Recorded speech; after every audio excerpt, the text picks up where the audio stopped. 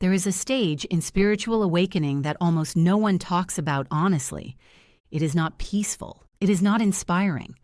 And it does not feel enlightened. It feels like everything you once relied on stops working. This experience has a name. It is called the dark night of the soul. If you are going through this right now, you may feel lost, exhausted, or disconnected from your life. You may wonder why healing feels heavier instead of lighter. And you may quietly ask yourself, why does awakening hurt so much? The dark night of the soul is not a failure in your healing. It is a transformation. It is the phase where your old identity begins dissolving before your authentic self fully emerges. And that space in between can feel incredibly uncomfortable. Many people enter the dark night after the beginning stages of awakening. At first, awakening feels like clarity. You start questioning old patterns. You recognize emotional wounds. You feel motivated to grow and change. But then something unexpected happens. The excitement fades. Certainty disappears, and life begins to feel unfamiliar. Things that once brought comfort no longer satisfy you. Old goals lose meaning. Relationships may shift or fall away. You may feel disconnected from who you used to be, but unsure of who you are becoming. This is the dark night. It is not punishment. It is psychological and spiritual restructuring. For most of your life, you built an identity designed for survival. You learned how to belong, how to avoid rejection, how to manage pain, how to be who others needed you to be.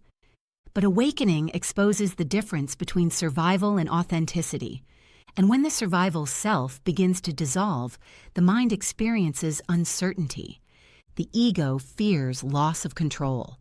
Your nervous system senses change, and emotionally it can feel like grief, because in many ways you are grieving versions of yourself you had to become to survive. During the dark night, people often experience emotional heaviness without a clear cause. You may feel sadness, anxiety, or emptiness. You may lose motivation. You may withdraw socially. Even spiritual practices that once felt meaningful can feel distant. This stage confuses many people. They think they are regressing, but what is actually happening is integration. Your mind, body, and spirit are recalibrating. You are no longer able to live unconsciously, but you have not yet stabilized into your authentic self. You are between identities, and transformation happens in the in-between. One of the most painful parts of the dark night is the loss of illusion. You begin seeing patterns clearly. You recognize how past wounds shaped your relationships. You see where you abandoned yourself for approval. You notice dynamics that once felt normal but now feel misaligned.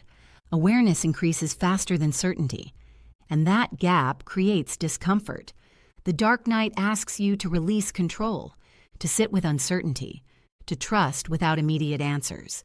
This is why many spiritual traditions describe it as a descent before rebirth, just as seeds must break open underground before growth appears above the surface. You are undergoing internal change that is not yet visible externally. Another common experience during this phase is loneliness. Even when surrounded by people, you may feel misunderstood. Your inner world is changing rapidly, but language for that change can be difficult to find. You may feel separated from old communities while not yet connected to new ones. This isolation is temporary.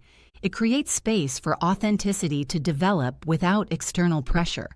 The dark night also invites emotional healing. Old memories may surface. Unprocessed grief may emerge. Long-held fears may become impossible to ignore. This is not your mind creating problems. It is your system finally feeling safe enough to release what was once suppressed. Healing does not always feel peaceful.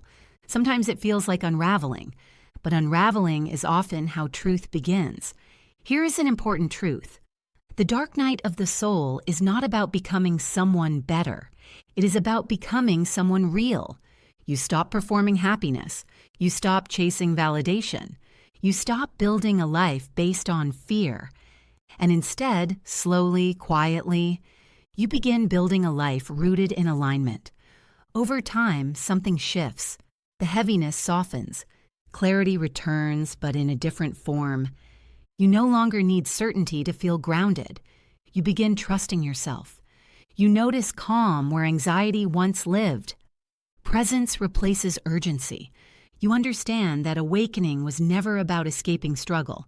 It was about meeting yourself fully. The dark night does end, but it ends gradually, not with fireworks or sudden enlightenment.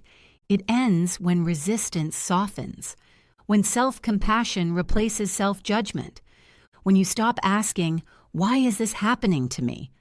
and begin asking, "What is this transforming within me?" If you are in this phase right now, hear this clearly. You are not broken. You are not failing, and you are not alone. Many people walk through this unseen transformation. It is the courage to release what no longer aligns, the willingness to sit in uncertainty, and the quiet trust that something deeper is unfolding. The dark night of the soul is not the loss of who you are. It is the shedding of who you were never meant to remain. Be gentle with yourself. Rest when you need to. Allow emotions to move through you. Transformation does not demand perfection, only presence. Your awakening is still unfolding, and beyond this darkness is not a different life. It is a more authentic relationship with the one you are already living.